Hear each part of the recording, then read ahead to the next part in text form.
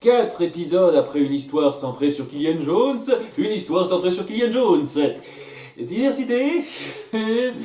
Donc ouais, le flashback est sur Killian et son frère qui sont esclaves dans un navire qui est possédé par John Silver, le capitaine Silver, qui est joué par, par Hoffman dans Saw. C'est assez particulier de voir cet acteur-là. Je vous cache pas que je m'attendais pas à voir Costas Mandylor dans une série de ce genre-là. Mais cool, j'aime bien l'acteur. Donc ouais, c'est un peu dommage qu'il soit un peu sous-exploité malheureusement. C'est un petit peu le vilain qui a la face renfrognée comme ça et il va pas plus loin que ça. Donc, enfin bon voilà, il les possède et alors que Liam, le frère de Killian, décide à un plan plutôt bien ficelé pour enfin sortir de cet esclavage en utilisant l'argent qu'ils ont épargné plus l'argent qu'on touche en rejoignant la marine, hein, il les inscrit tous les deux et il se dit qu'il va pouvoir se les libérer tous les deux. Mais voilà, alors qu'il revient de leur inscription, et Killian a perdu leur argent en jouant et en picolant. Et donc ça se passe pas bien et Liam décide, plutôt que de partir tout seul parce qu'il a l'argent que pour partir tout seul maintenant, de rester avec lui à ses côtés parce qu'il ne lâche pas son frère. Et alors qu'ils sont en expédition, ils sont pris face à une tempête dans laquelle le capitaine Silver veut se rendre parce qu'il y a un espèce de joyau précieux qui est demandé par le roi de je sais pas quel pays et tout, et il est prêt à risquer la vie des autres pour ça. Liam et Killian se disent attendez, non, on va pas risquer notre vie, sachant qu'on sait qu'il y a des tonnes de gens qui sont morts en essayant ça pour ça. On mutinerie, on se mutine et les autres sont d'accord. Et donc Silver là dans l'os et voilà, maintenant qu'ils ont approché la tempête, etc., ils sont pris dans des tormes de flots maritimes et c'est très difficile de s'en sortir pour eux, d'en sortir. C'est là que Hadès vient rendre visite à Liam.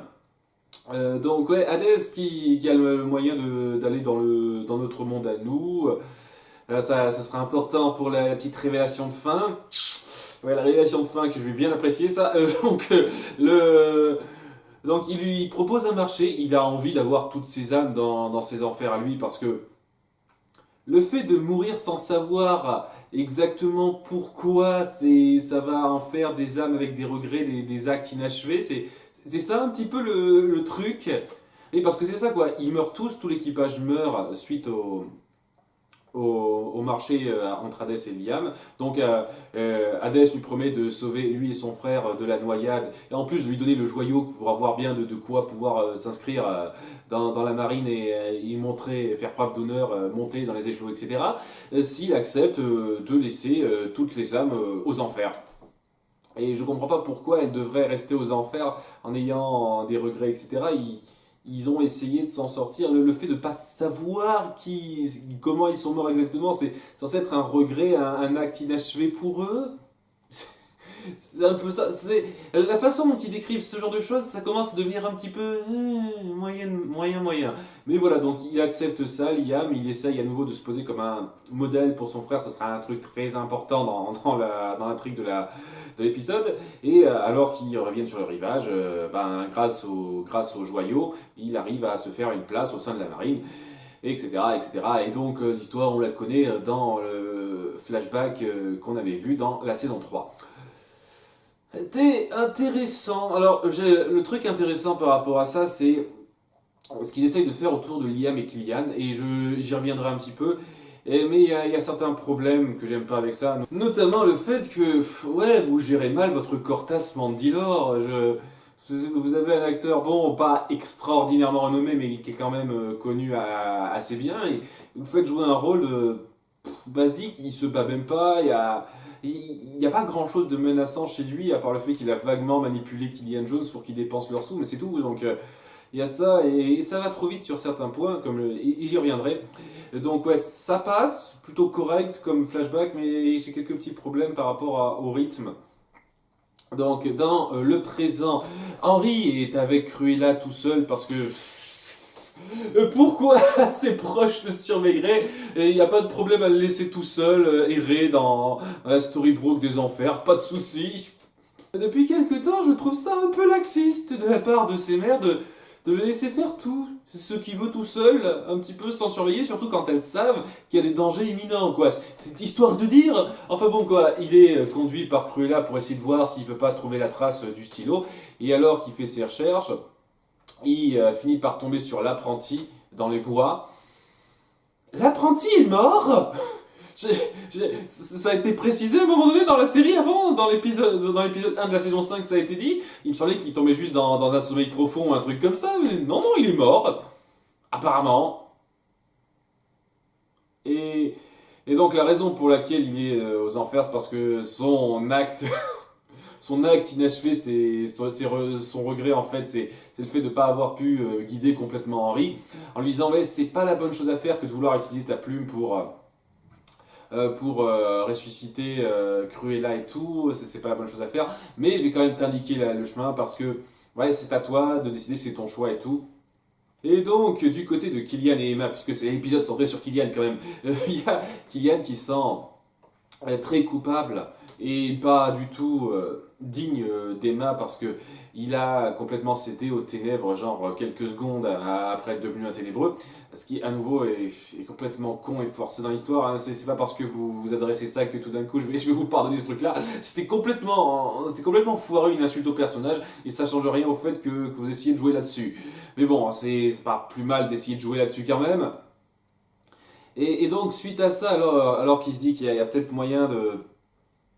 Et il n'y a pas moyen qu'il reste avec elle, il y a son frère Liam qui apparaît devant eux, qui s'est trouvé là parce que. Je sais pas, il a su qu'il se trouvait là. Parce que les nouvelles vont vite dans le coin, j'en sais rien, mais voilà, il y a son frère Liam qui vient les voir. Donc il y a des retrouvailles plutôt touchantes avec Killian qui montre vraiment tout son respect sans borne envers son frère, qui est à nouveau assez touchant sur le principe, mais qui aurait mérité d'être davantage instauré avant. J'y reviendrai, ça. Et, et donc, alors qu'il y a ces retrouvailles-là, ils se disent il y a peut-être moyen de trouver un moyen d'empêcher Hadès de faire ce qu'il veut, et c'est là que Liam leur parle du fait que, comme il est là depuis un certain temps, 200 ans à peu près, il a entendu parler de certaines choses, notamment il existerait un livre magique qui permettrait de s'en prendre à Hadès. Donc le livre magique en question, Emma fait vite la connexion et se dit ah tiens, et ce serait pas exactement le même livre que le livre d'histoire qu'on avait dans notre storybook à nous, mais version les enfers. Parce que tout est en double ici, malgré le fait qu'on ait insinué avant que Hadès avait modifié les enfers pour qu'elles aient la forme de Storybrooke.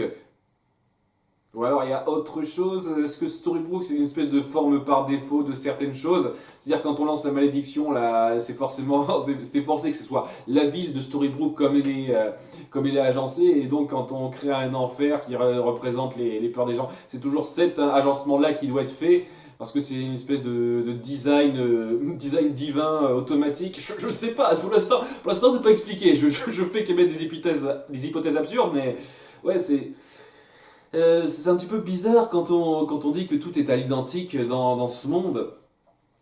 Et donc, ouais, il serait dans un manoir, le fameux bouquin, le manoir dont a parlé l'apprenti et dont Henri parle à tout le monde. Il ne parle pas du fait que la plume magique devrait se trouver là aussi, parce que ouais, personne se dit ah ouais tiens, étant donné que la plume magique a été détruite, c'est-à-dire que c'était considéré comme un être vivant, elle s'est retrouvée dans ce monde-là. Personne ne fait cette espèce de lien complètement ridicule et grotesque, c'est dingue. Et donc il leur indique cet endroit-là. Tandis qu'il se prépare, Liam dit à Emma qu'elle n'est pas digne de son frère parce que c'est un petit peu par sa faute qui s'est retrouvé là. Ouais, il essaye vraiment d'être le frère surprotecteur qui lui dit que c'est parce que tu as fait ce choix de ne pas le laisser partir, de ne pas le laisser être un héros, qui s'est retrouvé dans cette position-là et que tu dois t'en vouloir à toi-même. Ce qui n'est pas totalement faux sur le principe. Après, à nouveau, il y a plusieurs fautes qui sont. Les torts sont à partager, mais oui, à nouveau, hein, ça vient en grande partie du fait que Killian était un faible qui a succombé aux ténèbres en 2 temps 3 mouvements. Mais oui, le fait que Liam la blâme est tout à fait compréhensible à ce niveau-là, un frère surprotecteur et tout, mais c'est assez ironique de sa part et très, très hypocrite quand on voit ce qu'il a fait lui-même. Ouais, donc alors qu'ils partent, il laisse Henri derrière, qui de garde, il le laisse de garde, tu fais le guet, en gros c'est ça. Et Henri se dit, ah ben non, je vais pas faire le guet, je vais partir à la recherche de ma plume. Et pendant tous les événements, c'est-à-dire tous les événements qui vont se passer à partir de là, il va se passer genre 20 minutes d'épisode, il va se passer des tonnes de péripéties et tout. Henri sera dans le manoir, pas surveillé, en train de rechercher sa plume. À nouveau, personne fait gaffe, tout le monde s'en branle, quoi. Fais ce que tu veux, Henri, dans ton coin. Et apparemment, il faut des plombs pour retrouver cette fameuse plume magique, puisque, comme je dis, il se passe des tonnes de trucs, quoi. Liam trouve le bouquin en question, donc le bouquin qui raconte l'histoire de Storybrooke des Enfers. Seulement, voilà, juste avant de faire ça, il a été abordé par Hades, parce qu'il a des yeux partout, il sait tout sur tout, sauf quand ça va pas arranger le scénario, j'imagine. Mais ça va me faire la même connerie que Once Upon a Time in Wonderland à ce niveau-là, je le sens, quoi. C'est-à-dire que le grand méchant, il sait ce qui se passe, il sait ce que font les héros, il a un œil sur eux. Sauf et quand le scénario se dira, ah, on a besoin qu'il sache pas, vous voyez, ça va être ça, quoi. Je sens que ça va être trop ça. Mais peut-être que je me trompe, hein.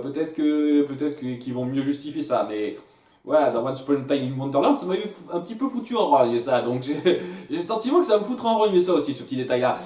Donc ouais, il a assisté à ça, et il a fait un marché avec Liam en lui disant, quand tu trouveras le livre, je veux juste que tu déchires certaines de ces pages qui me concernent, les pages qui me concernent, et sinon je révélerai la vérité à ton frère, ce que tu as dû faire pour le sauver et tout, c'est-à-dire sacrifier des tas d'hommes innocents. Et alors, grosse coïncidence, au moment où ils ont cette discussion, lui et Hades, il y a le capitaine Silver qui est là, hein, un peu logique là par contre, qui a capté leur conversation et qui donc se dit, ah mais attends, si on est aux enfers, c'est la faute de ce type, c'est pas juste un accident, il est super vénère. Enfin bon, ce qui se passe c'est que Liam trouve le livre, il arrache les pages et il leur donne l'histoire de dire, j'ai trouvé comme ça, il n'y avait pas ces pages dedans, ouh. Et c'est suite à ça, pour une raison qui m'échappe un petit peu, j'imagine que c'est par rapport à son don, elle sait voir quand quelqu'un ment. Ça doit être ça. Ça fait tellement longtemps qu'ils n'ont pas utilisé ce truc-là que j'ai tendance à l'oublier. Ouais, ça doit être ça, quoi. Et elle commence à avoir de forts doutes sur Liam. Et alors qu'elle essaye d'en parler à Killian, lui il est du côté de son frère qui vénère et tout et tout. Et donc ça mène une petite dispute entre elle et Killian où Killian lui dit, attends, après ça je veux que tu me laisses partir. Une fois qu'on aura déjoué Hades, j'aurai apparemment aucun regret. Mes actes inachevés, inaccomplis seront résolus et donc je voudrais que tu me laisses partir après ça. Oui, parce que en suivant un petit peu les conseils de son frère. Seulement, alors, juste après que Emma soit partie, Killian finit par se rendre compte que son frère a menti, parce que ouais, il a de l'encre des pages du livre. Une encre qui met des plombes à sécher quand même, hein. Vraiment des plombes, quoi. Je veux dire, le mec, il tient les pages dans ses mains, ok, il les jette dans le puits. Est-ce qu'il y avait une super méga humidité à un quelconque endroit des enfers qui fait que lorsqu'il a mis la main sur les pages, ça lui a collé de l'encre sur les doigts parce que je trouve ça dingue quand même. Je trouve ça vachement dingue.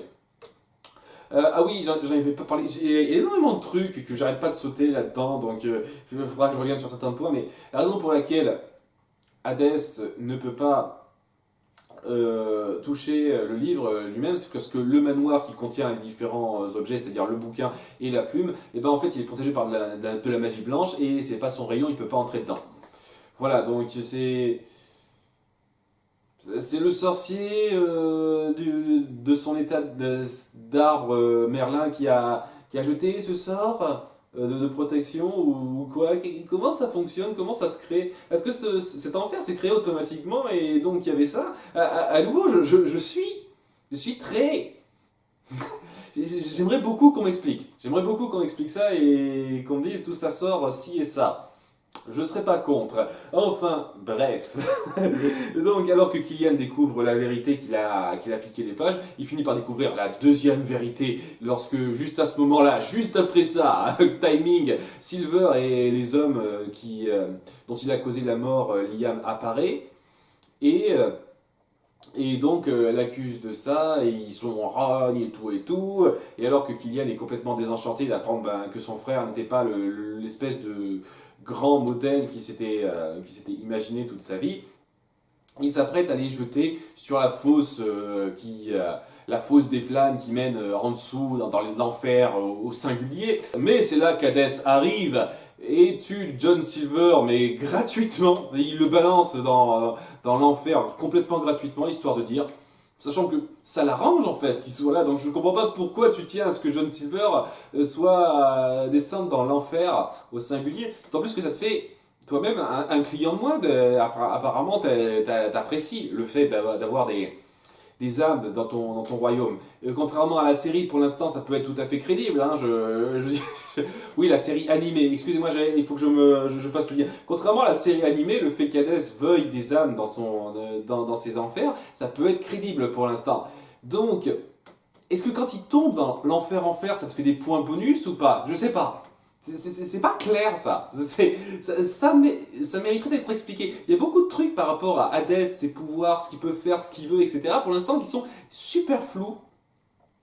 Et malgré le fait qu'il ait une super bonne personnalité, et j'espère qu'on aura des réponses. Que ce ne sera pas juste flou comme ça tout le temps. Et que ce sera satisfaisant. Et c'est peut-être une des raisons qui font que les gens n'aiment pas cet arc. Peut-être qu'ils donneront aucune réponse satisfaisante. Et ouais, à ce moment-là, ce serait un peu frustrant, je ne le cache pas. Enfin bon, donc il tue John Silver comme ça. Enfin, il le tue, il l'envoie en enfer comme ça. Et il se décide à dire, ok, t'as rempli ta part du marché, Liam. Donc c'est bon, hein, tu peux rester. Par contre, Killian, toi, je vais te faire la même chose. Mais Liam, qui est toujours le bon frère protecteur qui veut veiller sur Killian, décide de s'interposer. Et c'est lui qui finit par tomber dans le trou, dans les flammes. Seulement voilà, en s'étant sacrifié pour son frère, il a accompli son acte inachevé, c'est-à-dire être vraiment un bon modèle pour lui qu'il défend et tout et tout. À nouveau, une interprétation très large de la chose.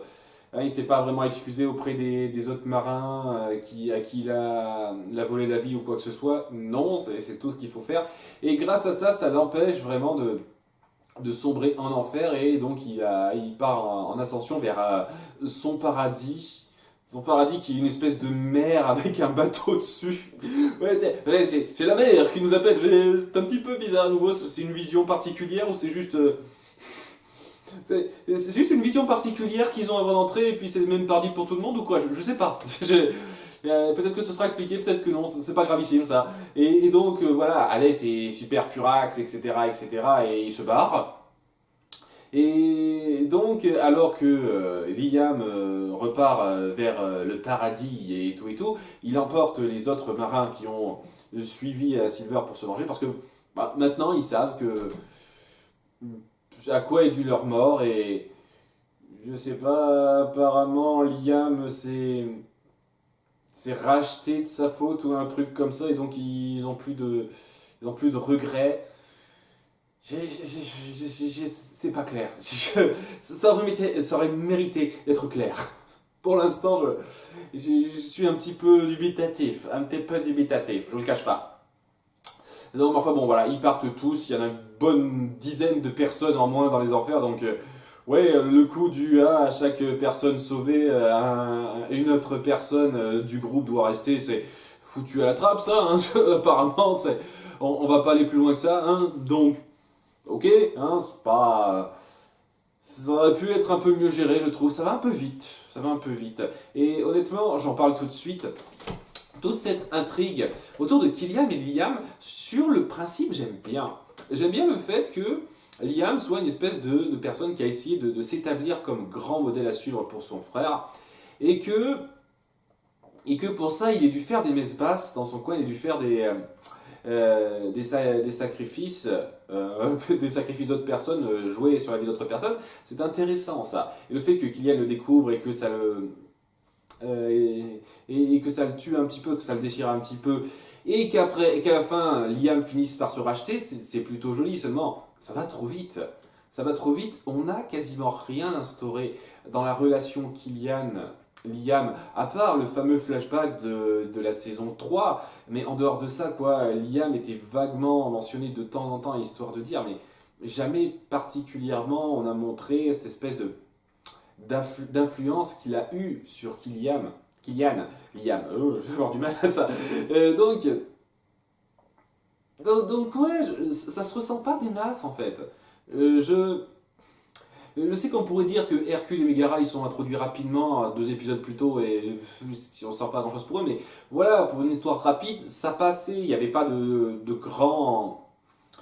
grande histoire profonde là-dessus, sur les sentiments des personnes, etc. C'est un problème d'accomplissement très, très direct, très, très facile à saisir. Là, c'est quelque chose qui mériterait d'être 100 fois plus instauré pour être vraiment pris dedans. Et ouais, ça va trop vite et je ressens pas grand-chose. Je ressens vraiment pas grand-chose. C'est assez dommage. Quoi qu'il en soit, tout le monde est un petit peu dépité par le fait qu'ils n'auraient rien trouvé dans le livre sur Hadès, parce que voilà, les pages ont été déchirées et malgré ce qu'ils ont fait, malgré leur découverte, et ben les pages elles ont disparu, elles sont plus à leur portée.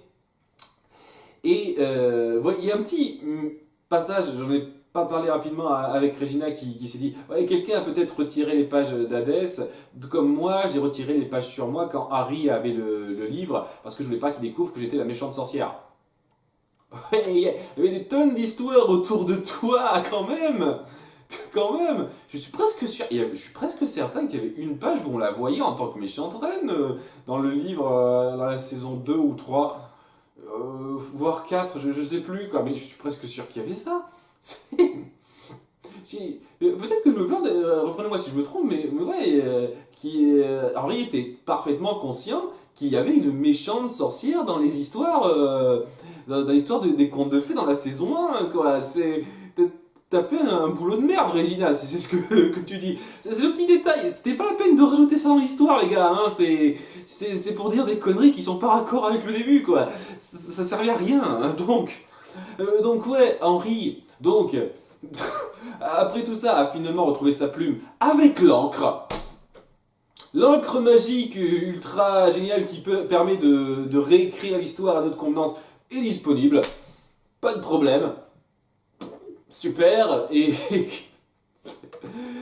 donc, il se tâte un petit peu, et alors qu'il fait la moue tout seul dans son coin, il y a David qui vient lui parler pour essayer de lui remonter le moral, pour savoir un peu ce qui se passe avec lui. Parce que j'en ai pas parlé, il y a une petite sous-intrigue avec David.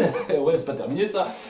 Parce que pour entrer dans le manoir qui contient le bouquin, la plume et tout, il y a, c'est protégé par magie, il faut une clé spéciale, et cette clé elle est détenue par le shérif, qui se trouve être James, le frère jumeau de David.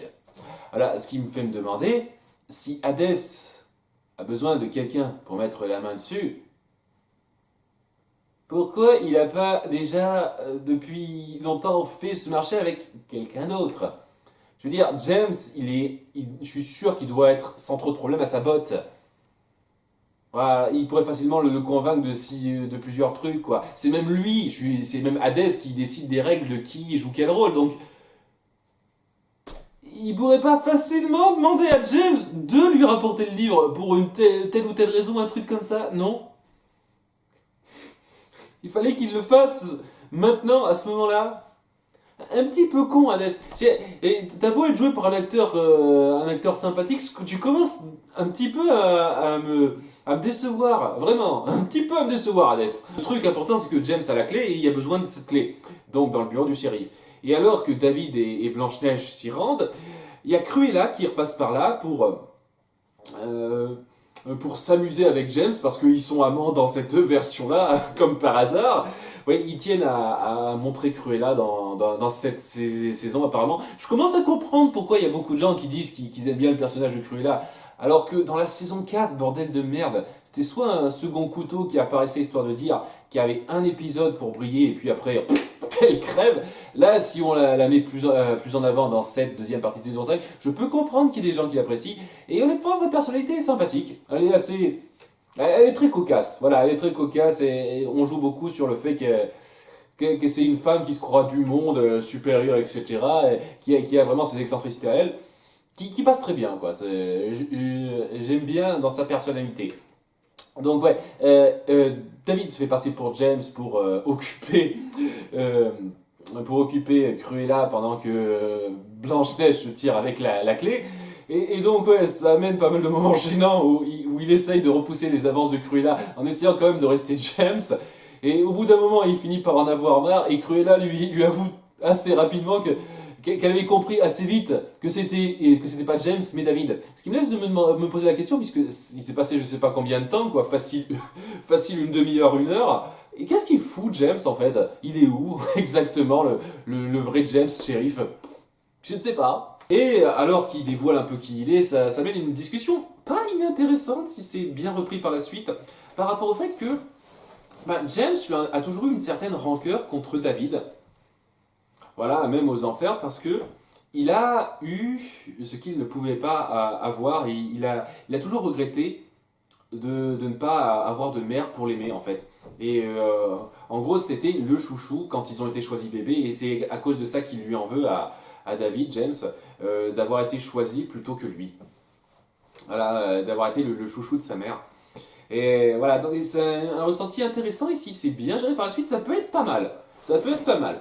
Et donc, ouais, donc on repasse à la fin, oui, où donc Henri broie du Nord parce qu'il sait pas trop quoi faire, et c'est là que David vient lui voir, lui fait part de son expérience, en lui disant que oui, il a la chance d'avoir des mères qui l'aiment, qui sont prêtes à l'écouter, et tout et tout. Et c'est ça qui délie la langue d'Henri, qui finit par leur raconter tout ce qui se passe, enfin ce qu'il a voulu faire, c'est-à-dire retrouver la plume magique. Et tout le monde se met d'accord sur le fait que réécrire l'histoire à notre convenance, c'est pas la chose à faire. Alors que ça devrait être facilement un truc possible. Genre, tu peux pas défaire la malédiction d'Hadès, par exemple, qui empêche Emma, Regina et Blanche-Neige de revenir. Tu peux pas défaire ça? Non. Tu peux pas juste leur créer un bateau pour qu'ils se barrent assez vite? Tu peux pas faire ça non plus?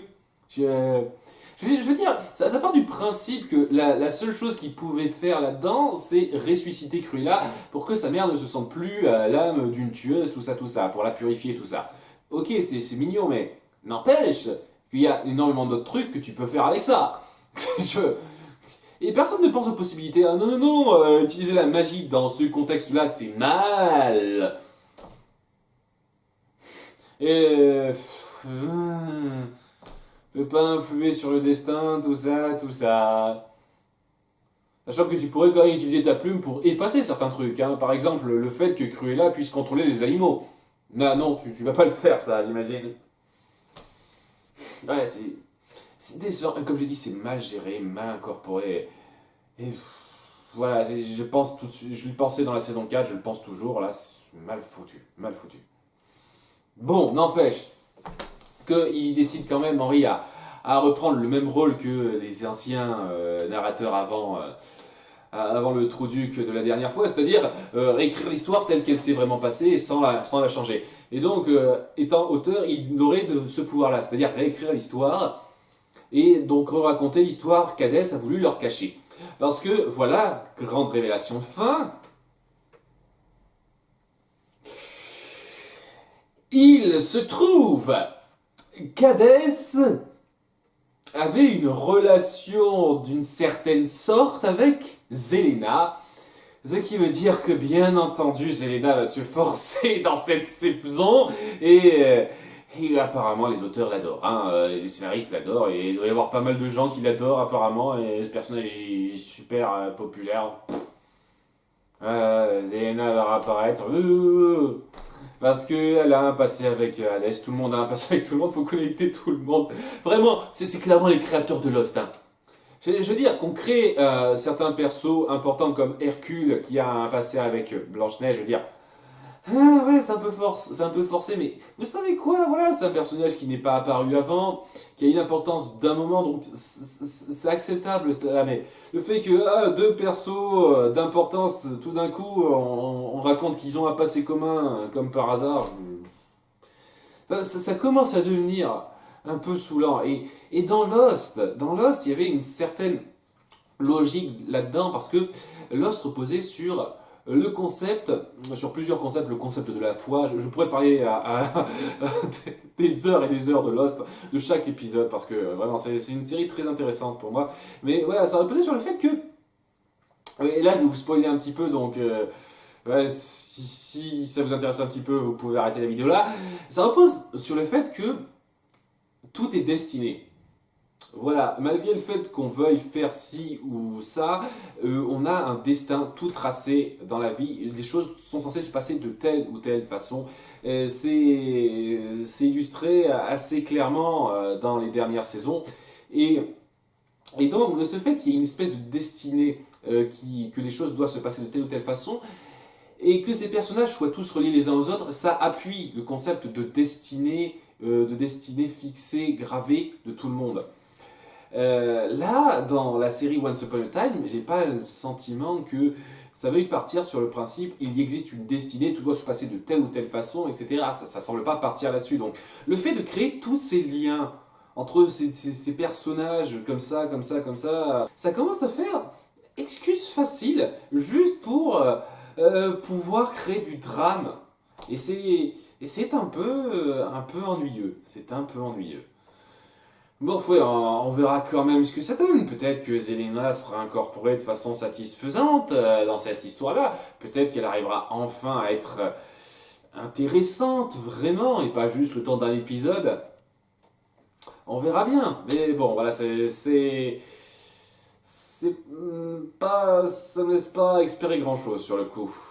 Ça reste un épisode pas trop mal. Pas trop mal. J'apprécie l'idée autour de Killian et de Liam, c'est juste que ça va trop vite et que ça aurait pu être mieux amené avant.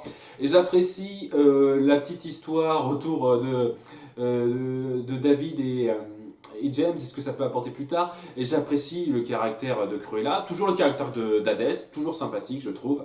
Je, voilà, il y a pas mal de choses intéressantes que j'aime bien là-dedans. C'est juste que, c'est à nouveau, j'ai l'impression que ça risque de partir vers à des destinations qui risquent de pas me plaire. C'est ça le truc. Mais ça reste un épisode pas mal. Voilà, pour l'instant, j'apprécie cette saison. On verra pour la suite. À bientôt pour l'épisode 16. Ciao!